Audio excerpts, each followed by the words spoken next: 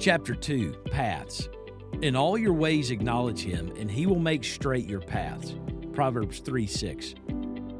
In his inaugural address, President Franklin D. Roosevelt said about America, "We don't know where we are going, but we are on our way." Do you know where you're going? You need to know. Why? Because the next step could change everything. The question of where you're going should be asked in every area of life. Financially, if you continue with the same spending habits at your current income level, where are you going? How about your family? If you continue parenting as you are, managing your home as you do, how will those decisions impact your children? If your marriage continues as it is, where will it end up? As a student, if you continue applying your current study and work habits, will you achieve your goals? Ultimately, the question needs to be asked of us eternally. If you continue to believe as you do and live as you are, where will you be in eternity? Will it be heaven or will it be hell? There's a big difference between what we hope will happen and what may actually happen. We want life to go well, but there are no guarantees. Yet I'll guarantee you this, you will not end up where you want to be if you don't have a reliable path to get there. Desire is useless if you're not walking the proper path to your chosen destination.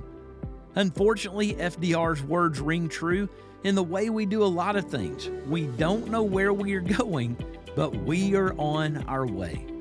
We need to be sure that we're not going a long way, the wrong way. I want to introduce two passages into our conversation this week about paths.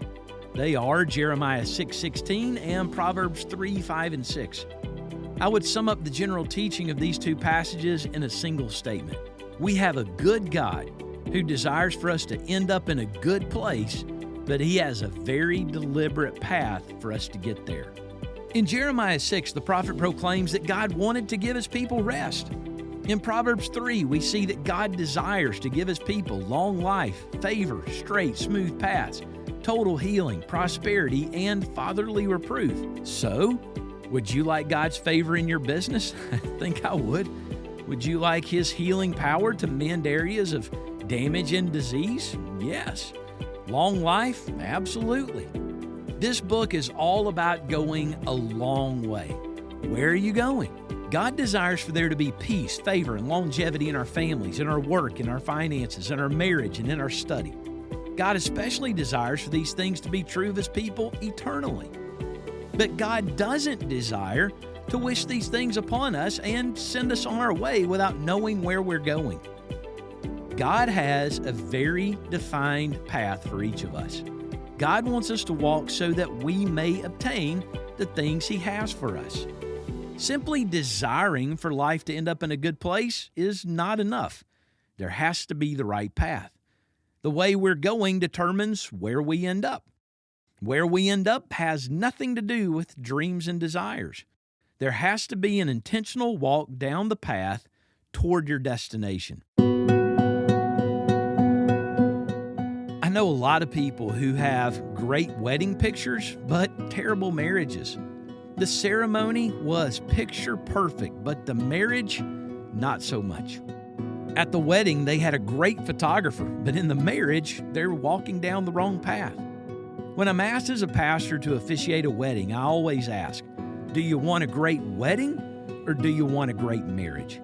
You can have both, but most people are only focused on one day in which they say, I do, rather than thinking about what that means for the rest of their lives. With a little planning and nice decorations, you can have a great wedding.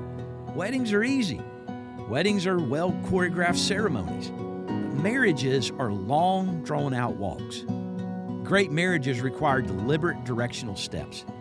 If you want your marriage, or anything in your life to go far for that matter, if you want all that God has for you, there must be very deliberate, direct steps in the right direction.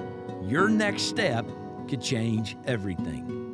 In tomorrow's episode, we'll talk more about evaluating and establishing right paths. But as we leave off today, I want you to think hard about your desired destinations. I do a fair amount of counseling, and I often lead off with the question, what do you want?